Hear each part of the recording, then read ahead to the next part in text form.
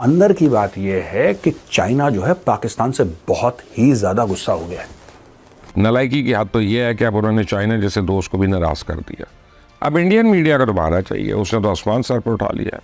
तो मतलब Chinese envoy ये कह रहा है पाकिस्तान के अंदर खड़े होके, can you imagine.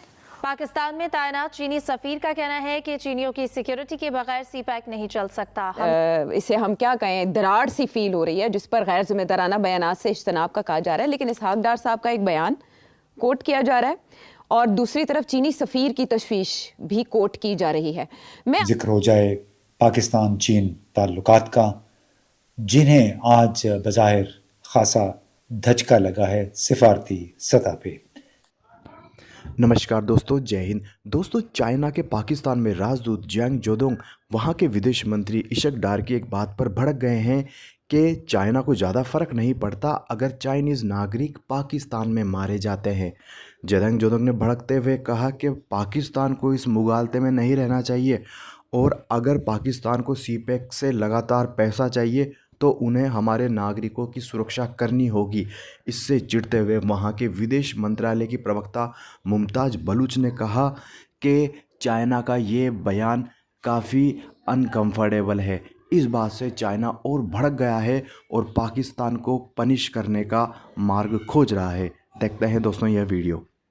Chinese ambassador ने सबके सामने भरी सभा, और इसमें ना बड़ा पाकिस्तान में उथल पुथल हो गई कि हम क्या करें, हमें क्या समन करना चाहिए, ये तो हमारी बेइज्जती कर दी।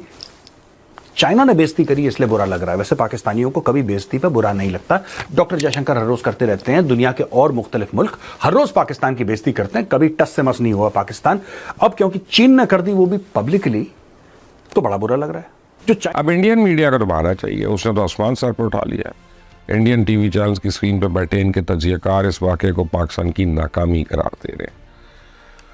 वो दावा कर रहे हैं कि चाइना पाकिस्तान से फासला कायम कर रहा है। दोनों ममालिक की शहद से मीठी दोस्ती अब फीकेपन का शिकार हो रही है। पीटीआई को तो बहाना चाहिए होता है। ये चल रही है पिक्चर, ये चल रही है कि चीन का जो प्रेसिडेंट है वो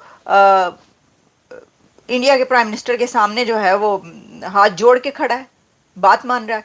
यानी ये कि चीन भारत की हर बात मान रहा है। यही है ना एक जो इम्प्रेशन है, तासुर है। और दूसरी तरफ क्या हुआ, समंदर से गहरी, शहद से मीठी और पहाड़ों से ऊंची दोस्ती में कुछ दरारें सी नजर आ रही हैं सर। ऐसी दरारें नजर आ रही है कि हर कोई इसके ऊपर बात कर रहा है। और तो और पाकिस्तान ने खुद भी इसके ऊपर बात कर दी है। उनका हम तो हैरान ही रह गए, हरियाण परेशान रह गए हैं कि ये क्या कहा है। अब हुआ ये कि जो चाइनीज एनवॉय हैं, वैसे उनको भी हक हासिल है कुछ ऐसा कहने का। वो एक आप कह लेंगे एक मीटिंग या वो इस तरह की कोई कॉन्फ्रेंस या उसमें थे, मौजूद थे। तो उन्होंने कहा कि ये जो 2 बार हमले हुए हैं, यानी एक साथ ही 2 बार हमले चाइनीज के ऊपर पाकिस्तान के अंदर, उनका अनएक्सेप्टेबल ये जो हमले हो रहे हैं। तो मतलब चाइनीज एनवॉय ये कह रहा है पाकिस्तान के अंदर खड़े होके। दोस्तों, चीन को भी पता चल चुका है कि जो सीपैक है वो अब बनना लगभग नामुमकिन है, क्योंकि पिछले 10 साल से इसके ऊपर इन्वेस्टमेंट हो रहा था और इसको पहले 50 बिलियन डॉलर या फिर 40 बिलियन डॉलर के लगभग इसकी जो वे है वो आंका गया था। लेकिन इस वक्त ये 65 बिलियन डॉलर से भी ज़्यादा क्रॉस कर चुका है और आउटपुट लगभग नगण्य है। ऊपर से बलूचिस्तान और खैबर पख्तूनख्वा में भी जिस प्रकार से पाकिस्तान में अनारकी फैली हुई है, तो चाइना को भी ये समझ में आ चुका है पाकिस्तान एक डबल गेम खेलता है। पाकिस्तान के ऊपर बिल्कुल भी भरोसा नहीं किया जा सकता है। यही कारण है कि दोस्तों चाइना थोड़ा सा प्रेशर में भी आया है और उसने भारत के साथ लद्दाख में वापस से नॉर्मलाइजेशन कर लिया है और 2020 से पहले की सिचुएशन पे वो जा चुका है।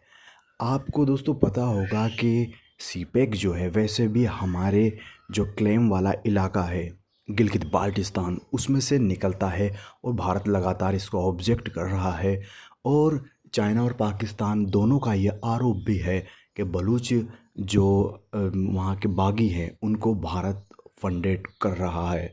इस प्रकार से देखा जाए तो दोस्तों चाइना को अब ये जल्दी समझ में आ चुका है कि सीपैक लगभग अब नामुमकिन है। यही कारण है कि वो अफ़गानिस्तान के ज़रिए एक नया रूट तलाशने की कोशिश कर रहा है।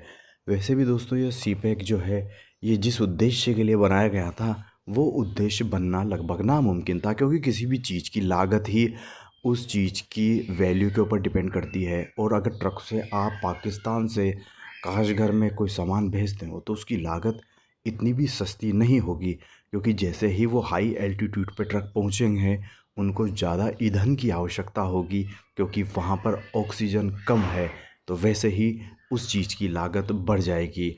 पाकिस्तान एक गैम्बलिंग मुल्क है, इसने सीपेक के ज़रिए खूब भ्रष्टाचार करा, जितना पैसा इस पर लगना चाहिए था उतना नहीं लगा, ये सब कुछ पैसे खा चुके हैं और सीपेक अब लगभग एक गले की हड्डी बन गया है चाइना के लिए। कुछ सालों बाद हो सकता है पाकिस्तान और चाइना का जो ये एडवेंचर था इसको इन दोनों को बंद करना पड़े।